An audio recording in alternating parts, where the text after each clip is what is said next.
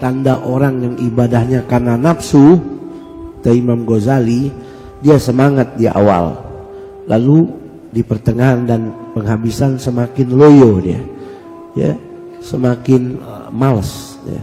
Lain hal kalau sakit. Kalau ada orang sakit karena ibadah, demi Allah sakitnya itu dikasih pahala berlimpah oleh Allah. Karena ada orang bermaksiat sampai sakit. Ada orang bermaksiat sampai sakit. Maka beruntunglah kalau Anda sakit, beribadah sampai sakit. Ini nilai tersendiri di sisi Allah Subhanahu wa ta'ala. Jangan buang-buang waktu di bulan Ramadan dalam hal yang tidak guna. Ya, ini tamu nggak lama, sebentar. Ya, malam ini udah malam keempat. Semakin ke depan semakin cepat. Ya, tanda akhir zaman nih, kata Nabi, yaglubu fiha zaman. 1 tahun kayak sebulan, sebulan kayak sehari, sehari kayak sejam. Ini waktu berjalan cepat. Jadi jangan buang-buang waktu dalam hal yang gak ada guna. Apalagi diisi dengan maksiat, apalagi diisi tidak berpuasa. Dalam riwayat Nabi kita Muhammad SAW, ketika berjalan nanti di yaumil qiyamah, ada orang teriak-teriak megangin pakaiannya Rasul.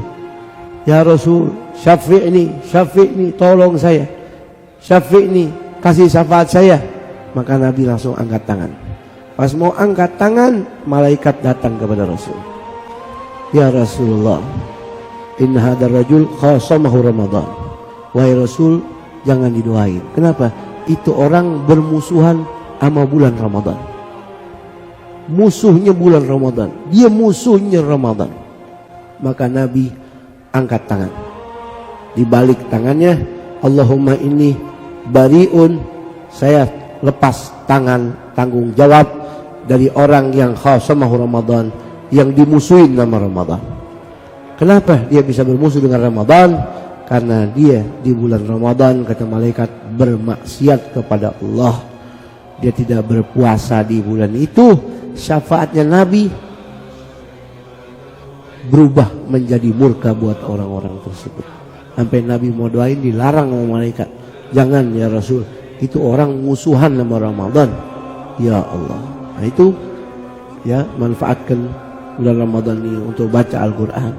Ya saya nggak lancar terus, nanti semakin berat baca Quran karena tidak lancar. Pahala ente lebih besar daripada orang yang baca Quran lancar. Ente bisa hatamin dalam waktu 15 hari, dia 2 hari 3 hari bisa hatam, pahala ente lebih besar. Gadruki ala gadri nasobuki. Semakin berat kau jalankan ibadah itu, maka semakin besar nilai pahalanya di sisi Allah Subhanahu wa ta'ala. Ya, jangan jauhin dari Al-Quran, banyak-banyak baca Al-Quran, cari ridho ibu bapak kita, beramal saleh, istiqomah, jangan tinggalin sholat berjamaah. Yang khususnya di bulan Ramadan, jangan tinggalin sholatnya, harus berjamaah.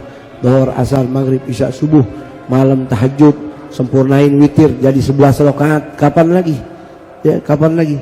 3 rakaat di masjid berjamaah, 8 rakaat di rumah tengah malam, pegang Quran, baca 1 juz atau setengah juz, 1 lembar, 2 lembar, 1 huruf dilipat ganda sama Allah sampai 30, sampai 700, sampai tiada hitungan yang tahu kecuali Allah Subhanahu wa ta'ala. Karena celaka bagi orang 3. Yang pertama, masuk Ramadan tapi belum diampuni dosanya sama Allah. Kenapa?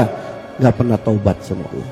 Udah masuk Ramadan masih gak sholat, masuk Ramadan masih gak puasa, jadi keluar Ramadan masih bawa dosa. Ini orang celaka dunia akhirat. 2, orang yang masih punya ibu bapak tapi dia gak berbakti kepada ibu bapaknya sampai mati, dia nyesel. Ini orang yang celaka. Yang ketiga, orang yang tidak mau salawat salam kepada Rasulullah Muhammad sallallahu alaihi wasallam. Ini orang yang celaka dunia akhirat. Na'udzubillahi min dalik. Barakallahu fikum wa Allah subhanahu wa ta'ala.